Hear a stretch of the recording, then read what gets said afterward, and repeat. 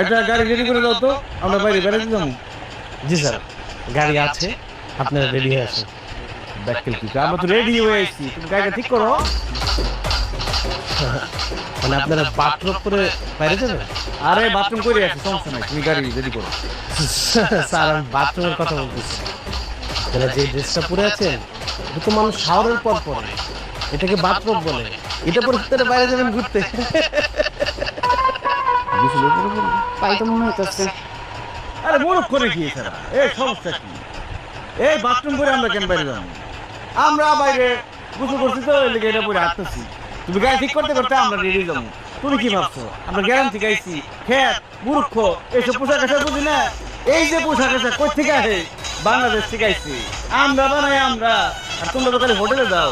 আমরা বাড়িতে কাজের লোক ড্রাইভার যে বড় গোসল করায় ওরা আমরা এটা পড়াই। আমরা এই গরমর পুষি এটা দিয়ে আইছি, ঠিক আছে? তো যাও। ঠিক আছে স্যার, আপনারা রেডি আছেন, গাড়ি আছে। না